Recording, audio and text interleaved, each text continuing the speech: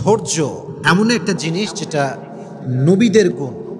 প্রত্যেকটা নবী ধৈর্যশীল ছিলেন, প্রত্যেকটা নবী সবের ছিলেন, প্রত্যেকটা নবীকে আল্লাহ তাআলা শক্তির মতো একটা অসাধারণ ক্ষমতা দিয়েছিলেন। প্রিয় ভাইয়েরা, সবর হচ্ছে এমন একটি হাতিয়ার, এমন একটি যন্ত্র যা কখনো ব্যর্থ হয় না। সবর এমন একটি যন্ত্র যা কখনো বৃথা যায় না, এবং সবরকে আল্লাহ তাআলা এমন একটি তীর বানিয়েছেন যা কখনো লক্ষ্যভ্রষ্ট হয় না, এবং সবরকে আল্লাহ তাআলা এমন একটি দুর্গ বানিয়েছেন যা কখনো ধ্বংস হয় না। একটা বিষয় খেয়াল রাখেন, ওয়াসবিরু ইন্নাল্লাহা মা'আস সাবিরিন। আল্লাহ তাআলা বলেছেন তোমরা ধৈর্যশীল হও, এবং মনে রেখো যে সবর করে, যে ধৈর্যশীল হয়, তার সঙ্গী হয় একজন, তিনি কে? আল্লাহ তার সঙ্গী হয়। এখন প্রশ্ন হচ্ছে যে সবর, ওয়াই সবর ইজ মোস্ট ইম্পর্ট্যান্ট? সবরটা গুরুত্বপূর্ণ কেন? আমার চোখে চোখ রাখেন, আমি একটু বোঝাবার ট্রাই করি যে সবরটা গুরুত্বপূর্ণ কেন। আচ্ছা, একটু ফিল করেন যে আমাদের জীবনে একটা বিপদ আসছে। হয় আমার বাবা মারা গিয়েছে, আমার জব আমি লস করে ফেলেছি, জব হারায় গেছে, অথবা আমার কোনো ইনজুরি হয়েছে, কোথাও আঘাত লেগেছে। আচ্ছা বলেন তো, এই সমস্ত প্রত্যেকটা ড্যাঞ্জারে আমার দিকে তাকান, ধৈর্য ছাড়া কোনো গতি কি আছে? কোনো গতি নেই। There is no alternative way of সবর। সবরের কোনো প্রকার কোনো বিকল্প রাস্তা নেই। সবর হচ্ছে মুমিনের জীবনের সফলতার সবচেয়ে বড় হাতিয়ার।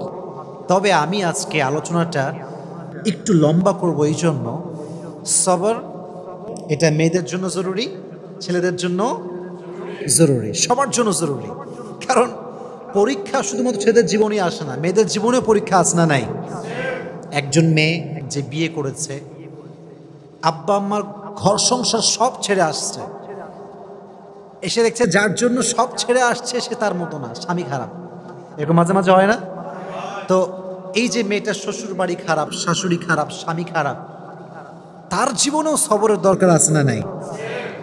আরেকজন মেয়েকে না আপনি ভাবেন, যে মেয়েটা বিয়ে করেছে, জাস্ট মনে করেন 1 মাস হয়েছে, 1 মাস পরেই তার স্বামী মারা গিয়েছে, বিধবা হয়ে গিয়েছে। এই মেয়েটার জীবনও সবরের দরকার আছে না নাই?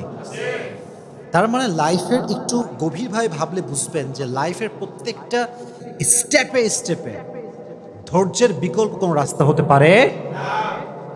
You must have to be patient.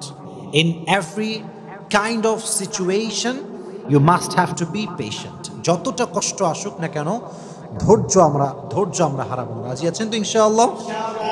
আচ্ছা, আমি কোরআন থেকে কিছু এক্সাম্পল দিব ধৈর্য কাকে বলে, নবীদের ধৈর্য কেমন ছিল, এবং আমি হাদিস থেকেও কিছু এক্সাম্পল দিব যে কিভাবে আমরা ধৈর্যশীল হতে পারি। এবং মহিয়সী নারী যারা ছিল, যেমন আম্মাজান আয়েশা রাদিয়াল্লাহু তাআলা আনহা, এবং নবীজির ফার্স্ট ওয়াইফ যিনি ডিভোর্সি ছিলেন, তিনি হচ্ছেন খাদিজাতুল কুবরা রাদিয়াল্লাহু তাআলা আনহা, যাকে নবীজি বিয়ে করেছিলেন কত বছর বয়সে বলতে পারবেন? 40 বছর। কত বছর? তার জীবন থেকে